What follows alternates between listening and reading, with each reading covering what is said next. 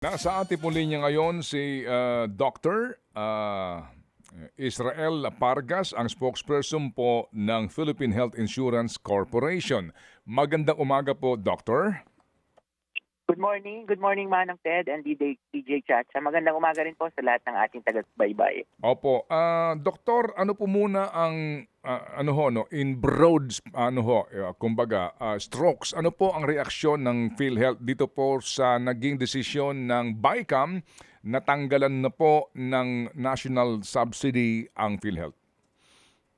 Well, Manang Ted, it's a setback for us. It's a temporary setback, of course, because this will serve as a challenge for us to make do with whatever we have right now. Pero ang masasabi rin naman po natin is we will adjust. Of course, all our plans will have to be adjusted and we will adopt kung talaga pong sa huli ay yan ang lumabas sa ating GAA. But we want to assure and ensure naman to all our members na hindi po maapektuhan yung benepisyo at yung pong ating aggressive enhancement and expansion of all our benefits. Opo. Sir, ilan ho ba ang ating indirect contributors po ng PhilHealth ngayon? Well, dun po sa ating, alam naman natin, Manong Ted, that every Filipino is a member right now, no? Pero dun po sa ating registry, as of June 30, sorry, yun yung aking data na alam, as of June 30, 2024, we have around 26 million beneficiaries under the indirect. Yan po ay composed of all the members and their dependents. So hindi accurate itong impormasyon na atin din pong nasaliksik na as of February 2024, 42 million ang indirect contributors? Well, yun pong aking nasa data sa ngayon ay June 30, as of June 30, we have around 26 million. Doon po ay ang ating members mismo is around 15 million and their dependents are around 10 million. Okay, so ito ho na lamang para mas accurate po ang ating figure pinag-uusapan dito. So ilan po ang mga indirect contributors ngayon sa record po ng PhilHealth, sir? As of June 30 po ay around 26 million Okay. ang registered. Opo. Yun po yung registered sa atin. Registered. Opo, Yes, opo. po. Okay, meron ho bang estimate kayo sa unregistered? I'm sorry, Manong Ted, wala akong data for now.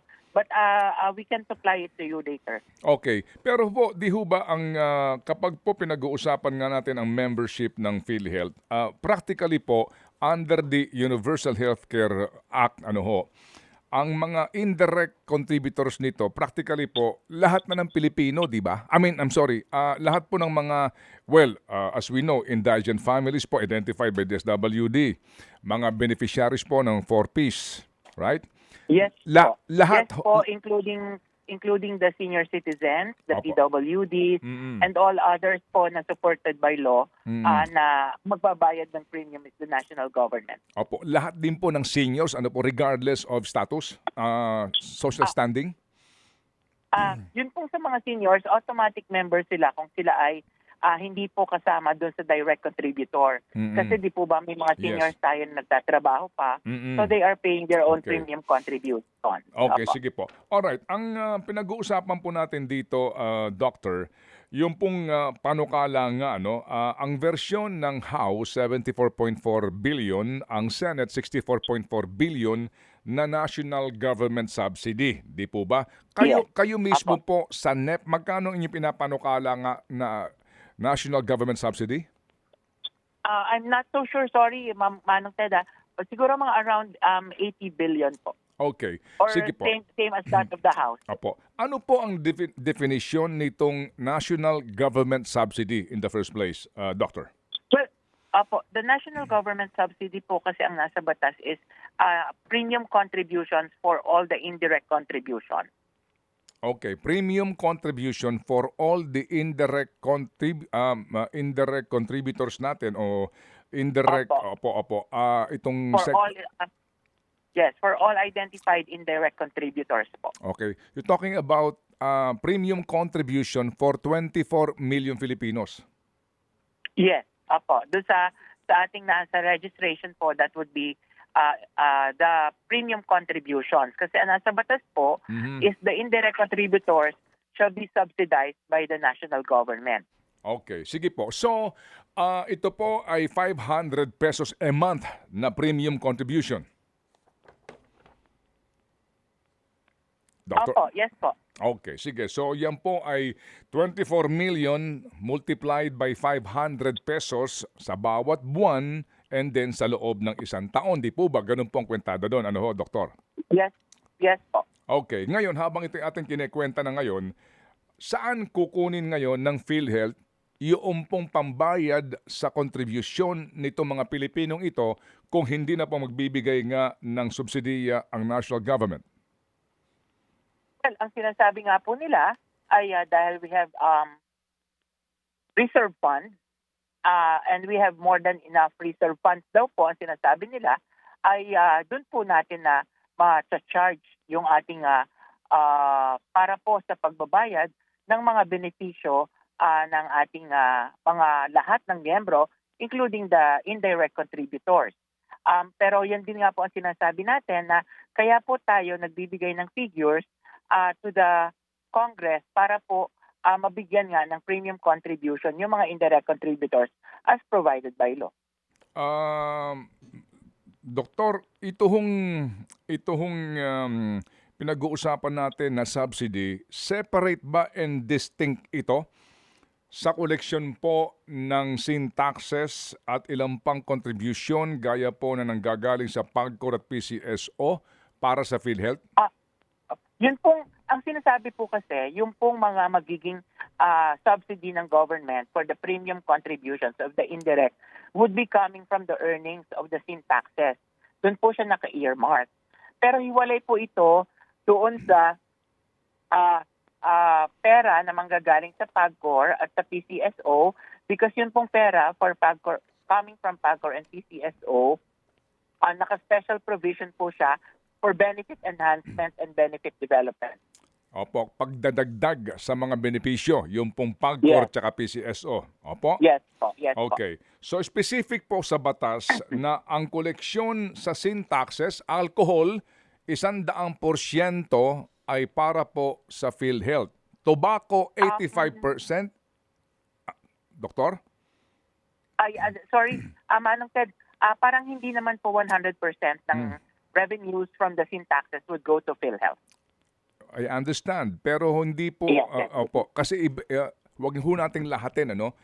I-classify Yes, yes. natin. Iba yung sa alcohol, iba yung sa tobacco, iba yung Even yung e-cigarettes. sa sugar. Opo, Yes. iba rin po yung And the sugar. sugar beverages. Opo. Di ho ba sa alcohol, 100%, ang tobacco, 85% kasi may share dito yung tobacco farmers eh.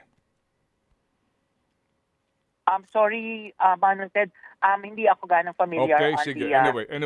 Anyway, sige yes. po. Okay. Sin taxes, opo.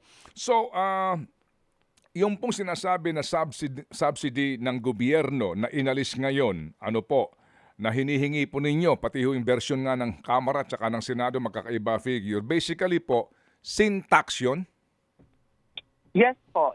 Kasi ang nasa batas po, yung pong manggagaling would be coming from the naka-earmark po yung earning or revenue ng certain percentage of the sin taxes para po to fund the premium contributions of the indirect contributors. Alright. So, sa ngayon po na hindi kayo makakakolekta, hindi kayo mababahagian ng kita sa sin taxes, kukunin ninyo sa reserve fund ng PhilHealth yung pang-contribute sa mga indirect contributors. Yan ho ba ay legal? Well, actually, kung babanggitin po natin, yan po ang sinasabi nila na because we have a lot of the reserve funds to sustain the operations of the corporation. So ang mangyayari po ngayon, wala pong magiging premium contribution yung mga indirect contributors natin. However, we will continue to provide the services. Medyo lumabo na ho tayo doon kasi sabi ho nyo kanina kukunin sa reserve fund. Ngayon hindi na naman. Ano ba talaga? Hindi po. Ang sinasabi ko po kanina is yun po ang binabanggit nung na dahil marami po tayong reserve funds, ay hindi na sila magbibigay ng subsidiya. And of course, gagamitin na po natin yung reserve fund. And so ang mangyayari po niyan, wala pong magiging premium contribution for the indirect contributors, but using the reserve fund, of course, in order to make sure that we continue our operations and provide the services. Sandali lang. So, for this year, wala na pong contribution yung 24 million Filipinos. Kano nyo? Well, kung wala pong ibibigay na subsidiya Mhm. ang gobyerno, technically po wala pong magiging premium contribution na papasok para po dun sa indirect contributors. Kasi yun po yung purpose noong pong subsidiya na yon. But ang we hope naman na sana ay ma-reconsider siya bago po mapermahan ng ating Pangulo. Opo. Well, anyway, kasi po ito'y ratified na no ho? Opo. Kung it's either a veto, kung sakasakali, pero hindi na po niya ito maaari pang baguhin, ano? Maaari lang pong i-veto yung provision ho ng batas. Anyway, that's 24 million times 500, 12 billion po ito sa kada buwan. Sa isang taon po, 144 billion basically po ang mawawala sa pondo ng PhilHealth, no? Okay. So kung ganito po kalaking mawawala at hindi na ho kayo, kumbaga wala na pong contribution itong 24 million Filipinos, paano po yung depletion ng inyo pong reserve fund? Hindi ho ba ang reserve fund ninyo under the law? Meron din pong dapat pinaglalaanan? Yes po, tama po kayo na kaya po kami nagkakaroon at nagsiset ng reserve fund. Ayan po ay binabanggit din po sa batas, doon po mismo sa National Health Insurance Program Act at doon din po sa tinatawag na Universal Healthcare Act. Kaya po kami naglalagay ng reserve fund. So ang mangyayari po ngayon is because yan po ang ating pera na meron tayo sa korporasyon, yan po ay magagamit natin para po sa patuloy na operasyon ng ating korporasyon. Pakiklaro lang po, sir. Di ba ang reserve fund ninyo, hindi ito maaari pong gamitin lahat at may pinaglalaanan po ito under the law, di po ba? Yes po. Okay, opo. So, kung ganon, sa dami ng Pilipino na magkukuha ng benepisyo po sa PhilHealth, dito po sa sinasabi ni Senator Grace po na 600 billion pesos, sa inyo pong pagtansya, kasi every year naman, di ba, meron ho kayong program, di ba? Nakaplano na po yan financially, right? Ang korporasyon. Tama? Meron na, di ba po sa inyo pong budget hearing kayo mismo, ito ang ating expected collection para sa mga nagbabayad ng contribution, ito ang subsidy, ito ang interest sa ating pera, etc. So ngayon ho ba lang meron na kayong nakikita rito kung sakasakali gaano kalaking pera ang mababawas sa reserve fund natin? Well, sa ngayon po, because we were not expecting na hindi naman po tayo mabibigyan, tama po kayo, meron po tayong mga projections, meron po tayong mga nakaplano, at syempre, kasama po dyan ang sa plano natin and sa projections na meron tayong subsidiya na makukuha. But right now po, because lumabas nga po ito, na balita na ito, then we will have to go back and readjust all our plans. And of course, adapt to this kung talagang pong ito'y may isa sa batas para po maging mas maayos at maipatuloy pa rin po natin yung atin pong mga programa. But of course, gaya na nabanggit ko, we have to make some readjustments. Ito lang hong taon na ito, no? Na kung saan po meron kayong subsidy at meron po kayong contribution. Nag-aumento pa ho tayo ng inyo pong premium. Di po ba? Mawalang galang lang. Piling-pili na nga ang serbisyong ibinibigay at napakahirap po makakuha nga ng benepisyo po sa PhilHealth. Hindi kaya ito mangangahulugan na ngayong pong 2025, mas mahirap na sa mga miyembro ng PhilHealth ang makakuha po ng benepisyo kasi nga magtitipid na kayo? Well, Manong Ted, kung matatandaan nyo po, we have been aggressively increasing our benefits from 2023 to 2024. At bago nga po matapos ang taon, ay meron pa tayong mga ilalabas na benepisyo. So ang ine-ensure naman po natin sa ating mga miyembro ay patuloy po ang ating pagbibigay ng ating serbisyo at pagpapalawak po ng ating serbisyo because sa ngayon po, especially for 2025, ay kakayanin pa naman po ng ating pondo para po sa patuloy na pagsasaayos at pagpapatuloy ng ating benepisyo. So, yan naman po ang ating ina-assure din sa ating mga miyembro na patuloy po ang ating pagbibigay ng ating benepisyo sa ating mga miyembro. Okay, so assuming lang po na totoo ang sinasabi niyo, Doktor, ano pa ba ang dapat na dagdag na benepisyo for 2025 na posibleng maapektuhan? Balak ko ninyo, di ba? Palawakin pa po, di ba, ang benepisyo? So, with this Opo. development, ano po ang mga posibleng posibleng maapektuhan po na karagdagang benepisyo po sana? Well, yung pong ating sa 2020, sa 2024 po, bago matapos ang taon, ay naaprubahan po ng ating board noong November 28, yun pong pag-expand natin para po dun sa ating mga catastrophic cases like kidney transplantation, yun pong sa mga nagkakaroon ng heart attack, yun pong pagbibigay ng ating mga mobility devices, and of course, yun pong ating oral health care. By 2025 po ay nakaplano natin na i-expand and i-review yung atin pong mga cancer benefit packages, catastrophic cases po yan. Pero patuloy pa rin naman po nating inire-review at kasama pa rin po yan sa plano for 2025. Okay, kasama sa plano na posible nga po maapektuhan na with this development. Ano po? Pwede po, pero Okay. sa ngayon po ay patuloy pa rin po natin siyang inire-review at ginagawa ng paraan. Okay, ang sinasabi po ni Senator Grace po sa kanya pong pagsagot sa mga katanungan ng ilang senador, particularly po ni Senator Pimentel, na ito raw pong desisyon nila. Ano ho lang ito sila lang, small committee na lang po ito, hindi po ang parehong kapulungan na nagdesisyon dito. Ito raw po ay pagbibigay ng leksyon sa inyo. Yan po ang kanyang ginamit na word. Bigyan ng leksyon ang PhilHealth dahil ang dami-dami niyong pera, hindi niyo naman ginagamit sa tama. Ano po ang reaksyon doon ng PhilHealth? Well, kaya po nang nabanggit natin, I'm pretty sure ang pinanggagalingan po niyan ay ang pag-expand ng ating benepisyo. At gaya nga po ng ating nabanggit, Manong Ted, is since 2023 po, tayo ay nag-expand na at nagsimulang mag-expand ang ating mga benepisyo. Even in 2024 po, tayo ay nag-expand ng across the board 30% increase sa lahat ng ating benepisyo, at bago nga po matapos ang taon, ay nakaplano na mag-expand pa uli across the board ng increase ng ating case rate.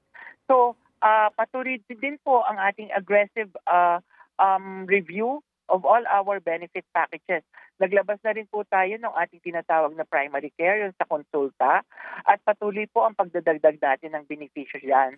So sana po ay nakita rin ng ating mga mambabatas, yun po mga efforts na ginagawa na po natin, hindi lang po for 2025, pero dun po sa mga nagdaang taon din.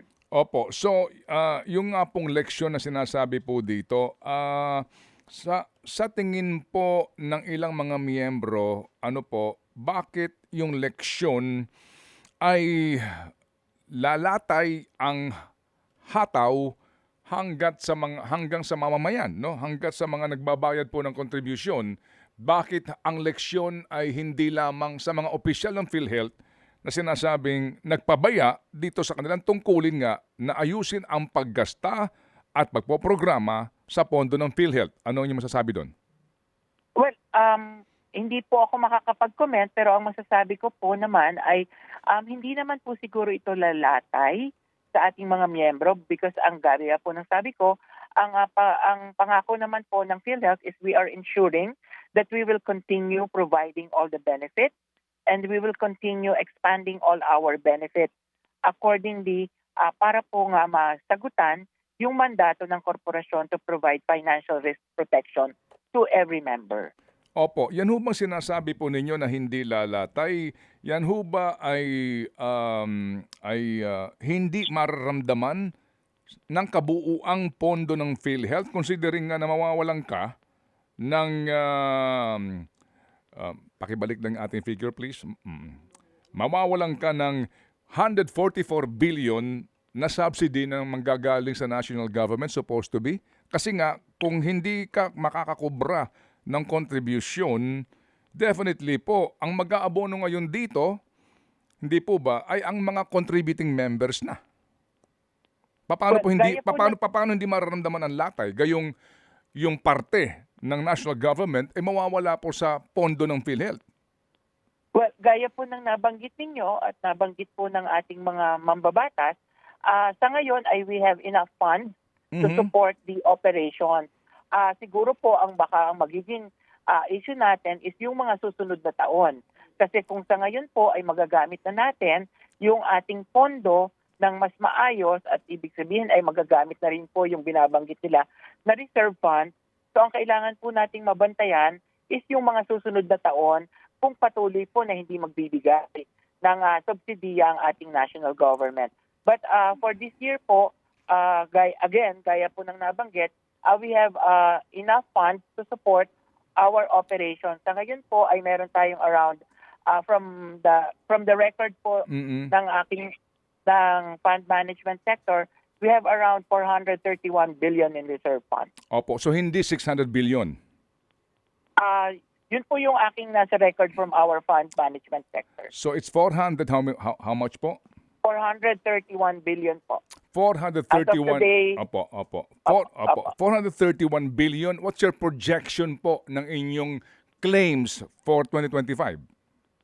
Around, I'm not so sure, Manong Ted, pero if I remember it's around 200 plus billion. All right. So sir, doktor, hindi po ito simpleng ano lamang po no, kwentada nga kasi Yes. ang implikasyon Correct. dito eventually ay kakayahan ng PhilHealth na bayaran yung mga ospital sa mga utang pa dati at kakayahan ng PhilHealth na mag-aproba sa mga claims na naman po ng mga panibago. So, Yes. opo. So yun ho ba ay tinatanggap ninyo na sitwasyon? Well, gaya po ng nabanggit natin, ay tayo naman po ay umaasa na, hindi pa naman po ito siguro final. Ito ay magiging rekomendasyon ng bicameral. Sana po ay ma-reconsider po bago po mapirmahan ng ating Pangulo. Yes po. Sir, hindi po ito rekomendasyon. Ratified na po ito, Dr. Pargas. Okay po. Okay. Kung dahil ito po ratified na ng BICAM, sana po naman ay ma-reconsider po bago mapirmahan ng ating Pangulo bago po siya maging batas. Doktor, ulitin ko lang, sabi ho ninyo, so hindi na kayo mangongolekta ng premium contribution sa mga indirect contributors? Yun ho ba ang sabi nyo kanina? Hindi po kami, yun po ating pangungulekta kasi is yan po yung ating nanggagaling sa GAA from the national government. So kung wala pong ipopondo yung national government as a subsidy for the premium collection, so ibig sabihin po ay walang maibabayad or walang ibabayad po. So yung nga po, kumbaga wala na nga ano at ito ho bang ganitong uri po ng kumbaga sitwasyon kinakailangan pang aprubahan ng PhilHealth Board?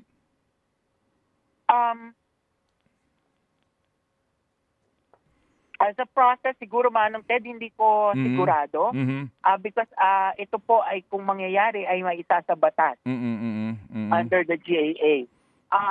Ang hindi ko lang po sigurado is kung dahil po yung mga pagbibigay ng national subsidy is also provided by law. So hindi ko rin po alam kung ano on a legal side kung paano po siya. Okay, sige po. So ito pong inyong 488 billion, tama ho ba? As of 31 billion po. 431 billion opo, na pinakahuling datos po sa reserve fund. Di ho ba ang reserve fund ninyo, ang sinasabi din po ay dapat na maaari po lamang din gamitin kung sakasakali para doon sa inyong lahat ng liabilities sa nagdaang pong minimum na 2 taon. Tama ho ba 'yon na report? Para ho maintindihan lang natin na kung meron ka pang dating malaking utang 2 years ago and then ito lamang ang reserve fund mo, may dagdag ka man siguro na doon sa mga nagbabayad po ng contribution. Opo, ano ang chance natin dito na ma-deplete na ito sa 1 taon lamang? Well, doon po sa ating projected benefit payout Mhm. for 2025 na more than 200 plus billion. Mhm. Kung titingnan po natin yung ating reserve funds ay nasa more than 431 billion. Mhm. So tama po kayo, mababawasan po siya. Pero siyempre po magkakaroon pa rin naman po ito ng other additional earnings coming from our investments and other premium contributions na po. Pero again, yung po sa 2025 ay maaari pong masustenahan Mhm. ang ating mga operations. Ang kailangan po nating bantayan would be the next succeeding years. Okay. Kasi nga po ay mababawasan na po yung ating reserve fund for 2025 kung talagang mawawala ng counterpart premium contribution for the indirect contributors. Magkano po ang inyo pong liability ngayon? So far po, as far as you know, sir? I'm sorry, Manang Ted, hindi po ako familiar sa ngayon po. But we can provide you with the data. Okay, sige po. Sige. So, with this development po, meron na bang advice ang inyo pong presidente at CEO para magpatawag po ng pulong with your board? Actually po ay magkakaroon po ng board meeting sa December 16 Mhm. and although hindi lang po ako familiar if this will be kasama sa magiging agenda, but I'm pretty sure po ay para po sa management ay pag-uusapan po ito ng executive committee kung ano po ang magiging adjustments natin and how we will actually adapt to the situation when it becomes a law. Okay, opo. Sige po. So, Cha, may tanong ka ba kay Doktor bago natin siya pasalamatan? Yes, Doc Israel, I'm just curious, gaano na po kayo ulit katagal dyan po sa PhilHealth? 1998 yata po. Oh, matagal na po. Simula po ng pag-upo ninyo noong 1998, ito po ba yung unang beses na zero budget ang PhilHealth? Yes po. And sinasabi nyo nga po kanina, kung ano man ang pondo na meron kayo ngayon, you'll make use of it. Pero bago po nangyari itong desisyon na ito, pag-ratify ng 2025 budget, sa mga nakaraang meetings nyo po, never nyo na pag-usapan at hindi nyo po talaga in-expect na magiging zero po ang budget nyo para sa susunod na taon? Zero subsidy. Oh, zero subsidy, I'm sorry. Zero subsidy po. Zero subsidy. Opo. Well, kung matatandaan po natin ay nagkakaroon na po ng mga ganyang usapin.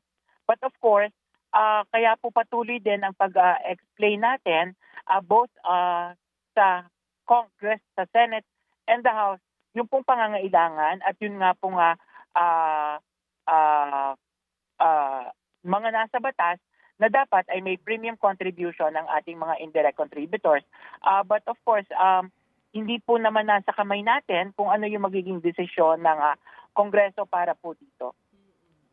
Alright. Yung pong 600 billion budget ninyo na sinasabi ninyo kung nabigyan po nga kayo ng subsidy, supposedly savings lang ito at dapat hindi ginagalaw. May sinabi rin po kasi si Senator Grace po na kung saan iniimbak yan, nakikita na hindi masyado daw pong kumikita. Ano pong reaksyon nyo doon na mas mataas pa yung inflation compared sa kinikita nitong 600 billion peso na nakatenggang budget ng It's now PhilHealth? 431 billion. 431 billion. Opo.